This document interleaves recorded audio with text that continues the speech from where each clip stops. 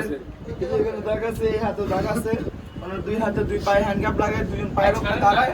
ওটা প্রেস করেন না, আমাদেরকে অনেক পরিমাণ টর্চারিং করছে। বাইরে দৌড়লো। আমাকে বলছিল আমরা সাক্ষী হওয়ার জন্য, আমি তো স্যার ঘটনা কোনো কিছু জানি না। আমি বলছি আমি যে ঘটনা কিছু জানি না, আমি কি বলবো আপনারা বলেন। পরে আমার এরকম লিফট দিয়ে নামাইতেছিল, তারপর আমরা লাথি মারছিল মুর্শিদুজ্জামান আক্তার স্যার। লাথি মারার পরে আমাকে আমার মাগিনে বকা দিয়ে আমার বলছে যা তুই আসামি হিসাবে ভিতরে যা। তারপরে আরো কয়েকজনের কাছ থেকে অ্যারেস্ট করছে। তাদের অনেকের আমার বলছিল কিছু মানে ওনাকে খরচ পানি দেওয়ার জন্য আমরা দিতে পারি না, আমরা গরিব গরিব সন্তান স্যার।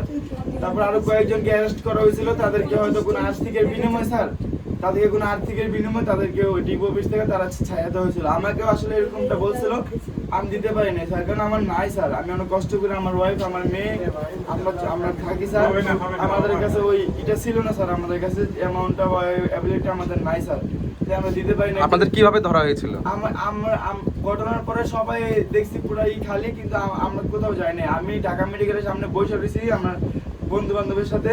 তারপর কয়েকটা বড় ভাই ছিল ওই ঢাকা মেডিকেলে, ওনার ডাক্তার অনেকে ক্লিনারের কাজ করে, তাদেরকে নিয়ে আমরা কথাবার্তা বলতেছিলাম আর কি নিয়ে। আমার ভিতরে তো কোনো কিছু ছিল না। তারপর এখানে পয়সা থাকার পরে গেছে, তারা ধরে যাওয়ার পরে হাত মুখ ধোয়া হেলমেট পরে নিয়ে তারপরে আনার পরে বলছিল ছাইয়া দেবো সাক্ষী হোক, হ্যাঁ আসামিগুলো সব ধরাই দেয়। আমি কেমনি ধরাই দেবো, সাক্ষী কিভাবে বলবো? আমি ঘটনাস্থলে না ছিলাম না কিছু, আমি জানতাম স্যার। আমি ওই মিডিয়ার সামনে স্যার মিডিয়াদের আগে একটা স্টেটমেন্ট দিয়েছিলাম,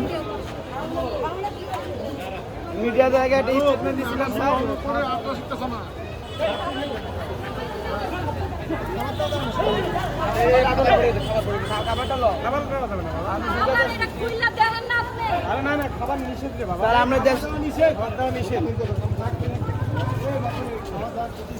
আইনের কাছে স্যার আমাদের ন্যায্য যে বিচারটা স্যার, ন্যায্য যে বিচারটা স্যার, আমরা এই দেশের কাছে ন্যায্য বিচারটা চাই স্যার।